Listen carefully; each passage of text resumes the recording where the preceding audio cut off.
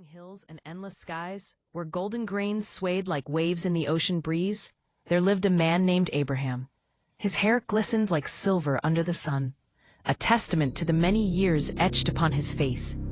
Yet despite the comfort of herds, servants, and treasures surrounding him, a restless ache throbbed in his heart. One quiet night, as the world slumbered beneath a deep indigo blanket dotted with shimmering stars, everything changed. A voice, unlike any he had heard before, pierced through the stillness. It was not the familiar call of his tribe, nor the gentle rustling of leaves. It was the voice of the Almighty, resonating with power and warmth. "Leave your father's house. Go to a land I will show you. I will make you a great nation," it commanded, echoing in his soul. The elders of his tribe scoffed when Abraham shared this revelation, their laughter ringing sharp and dismissive in the night air. "A nation? From a man with no son? Impossible," they mocked, shaking their heads as if to shake off the very idea. But Abraham felt no urge to defend his faith. Instead, he gathered his herds, packed his modest tent, and clasped his beloved wife Sarah's hand, setting forth into the unknown. The caravan trudged slowly across the vast savanna, each step a whisper of doubt and determination. Camels moaned under the weight of supplies, their breaths mingling with the earthy scent of the land. Servants exchanged glances, their whispers laced with skepticism. Yet Sarah's eyes, filled with a mixture of hope and uncertainty, scanned the horizon for the promised land. Every night, under the canopy of stars, Abraham built an altar of stones, lighting a fire that crackled with life. He called on the name of the Lord, his voice trembling yet resolute. To the others, he may have seemed strange, but deep within, he nurtured an unwavering belief that the one who spoke would guide him. Abraham was no paragon of virtue. He felt the gnawing fear of famine clutch at his heart. He lied before kings to protect his family. He doubted and faltered just like any man. Yet he kept walking, for he understood that faith was not the absence of fear. It was the audacity to take another step forward despite it. One starlit night, when the sky blazed with the brilliance of countless stars, the voice returned, gentle yet commanding. "Look up, count the stars if you can. So shall your descendants be." Abraham's breath caught in his throat as he gazed upward. The stars sparkled like diamonds scattered across velvet, an overwhelming sight that drove him to his knees. He tried to count them. 1, 2, 3, but they multiplied beyond reckoning. Though he had no child, he believed, not because he saw the future clearly, but because he trusted the one who held it in his hands.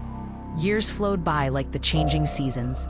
Time softened the edges of hope and despair, and at last, laughter echoed through their tent. A son was born, Isaac, a child of promise. Sarah laughed, not from disbelief, but from pure, unbridled joy. The impossible had blossomed into reality, and life danced in their hearts. Yet the journey was far from over. One fateful day, the voice resonated in Abraham's heart once more, this time with a chilling command. "Take your son, your only son. Offer him on the mountain." Abraham's heart quivered in his chest. How could the promise endure if the child was sacrificed? But faith compelled him.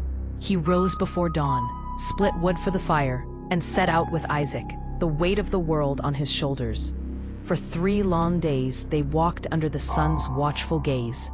Isaac, innocent and curious, carried the wood, while Abraham bore the fire and knife. When the boy asked, "Father, where is the lamb?" Abraham's voice wavered as he replied, "God will provide." On the barren mountain, the air grew thick with tension. Abraham built an altar with trembling hands. He bound Isaac, laying him upon the wood, anguish clouding his eyes like a storm. As he raised the knife, tears streamed down his cheeks, each drop a prayer of despair. Suddenly, a cry from heaven pierced through the silence. "Do not harm the child. Now I know you fear God." In a breathless moment, Abraham looked up. There, caught in the thicket, a ram struggled against the branches. With a heart filled with relief and gratitude, he offered the ram instead. Isaac lived. The promise endured. Abraham's journey, ignited by a whisper beneath the stars, concluded with a legacy that would echo through the ages. He did not die a wanderer. He became the father of nations. His descendants grew to fill the earth like the stars he once failed to count. And his faith transformed into a story passed down through generations. From flickering desert fires to vibrant village gatherings, from ancient scrolls to melodious songs. So, remember Abraham, the man who walked away from everything, who trusted the unseen, who dared to believe the impossible. His journey was not easy. It was marked by uncertainty and trials. Yet, it was a journey beyond the stars, a journey of profound faith.